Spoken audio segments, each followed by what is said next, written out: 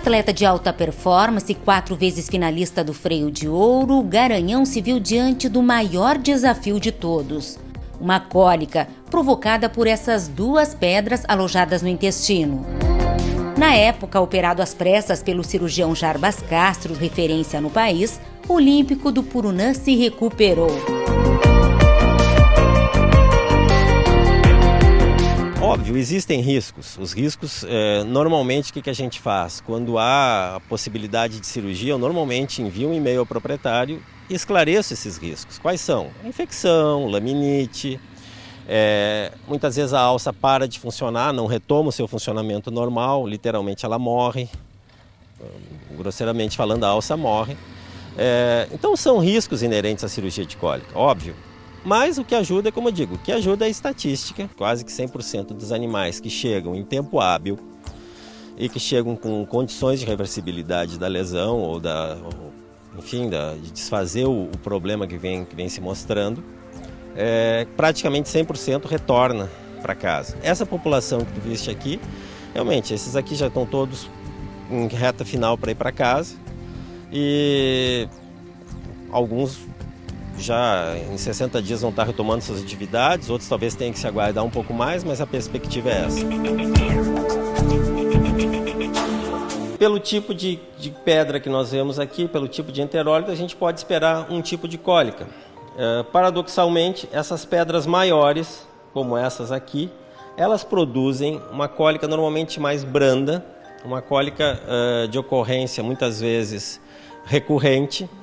Normalmente não produzem tanta dor assim, a menos que cheguem exatamente no quadro agudo, onde elas promovem realmente uma obstrução e que nada mais passa. Essas pedras pequenas, elas promovem cólicas agudas, de resolução cirúrgica e necessitam de um procedimento rápido.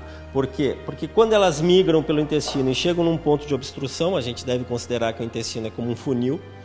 Quando chegam num ponto deste funil que elas obstruem, isso se torna um caso agudo, porque aí nada mais passa e se precisa agir rapidamente, porque em função até da natureza delas, algumas são mais pontiagudas, outras são mais redondas, mas elas forçam a parede do intestino numa área mais estreita e promovem rupturas. E essas rupturas levam à contaminação do abdômen e à morte. Mas não são somente os enterólitos que provocam cólicas. Pode ser observado com essa ilustração para que seja melhor compreendido. Essa estrutura aqui é o cólon, a posição normal dele é essa que está aparecendo aí, e em virtude de alterações de posição, enfim, ele desloca para a direita, fazendo essa posição.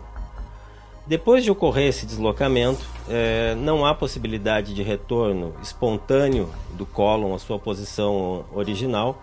Em virtude disso, se faz necessária uma cirurgia para que se recoloque o cólon na sua posição normal. Um segundo problema bastante frequente, que as pessoas ouvem falar bastante, que é a torção ou o nó, mais popularmente falando, é um problema semelhante ao primeiro, porém há literalmente uma torção do cólon sobre seu próprio eixo, fazendo com que estrangule, produzindo muita dor, e é um processo bastante destrutivo, bastante degenerativo e que ocorre muito rápido e que leva a óbito se não for operado rapidamente. E no exato momento em que gravamos uma reportagem sobre cólica, chega aqui no Hospital da IPIC em Porto Alegre mais um paciente. A equipe corre para os primeiros procedimentos, mas o quadro parece bastante grave. Como eu fui mudar a água dele lá, e aí eu vi ele cavando, daí que eu fiz, tirei para fora, fiz uma primeira medicação nele. Agora são 5 horas da tarde, já se passaram mais de 15 horas e o quadro parece bastante grave.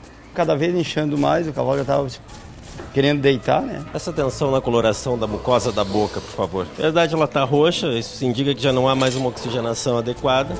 O primeiro procedimento é passar uma sonda por uma das narinas. Eu preciso primeiro descomprimir ele, está extremamente inchado, ele não tem mais. Isso aí está acontecendo porque ele não tem mais espaço para respirar, na verdade. Aquele cavalo, se não fosse, se a gente não examinasse, ele em poucos instantes faria uma ruptura do estômago em função de que a capacidade volumétrica dele já estava esgotada. Mas aquilo ali era constituído basicamente por alimento fermentado e sangue. O passo seguinte é sedar o animal, que se debate muito, não por dor, afirma o veterinário, mas pelo processo de intoxicação que já atinge o sistema nervoso central. Para a coleta de dados para o diagnóstico é feito um exame retal. Possivelmente esse cavalo tenha feito uma torção de intestino delgado. E por fim a coleta do líquido peritoneal para exame. Eu preciso dar subsídios ao proprietário, explicar o que está acontecendo. E aquilo ali é justamente para isso. O que foi feito? Foi coletado líquido de dentro do abdômen para que se visse a característica do líquido e alterações que pudessem me dizer que estava acontecendo um sofrimento visceral, ou seja, que as alças estavam em sofrimento, que elas tinham alterações importantes. E os números que foram ali encontrados me diziam isso. Feitos os procedimentos de praxe, a constatação de que não há mais nada a fazer. Isso é aqueles quadros que a gente comenta que já passou da hora. A cirurgia nessas alturas já não é mais viável. Pelo tipo de alteração de alça que ele tinha, a cirurgia teria que ser em 2 a 3 horas, depois sob pena de irreversibilidade, que foi o caso. Então, na verdade, é um procedimento padrão. 1 a 2 horas, não melhorou? Encaminha.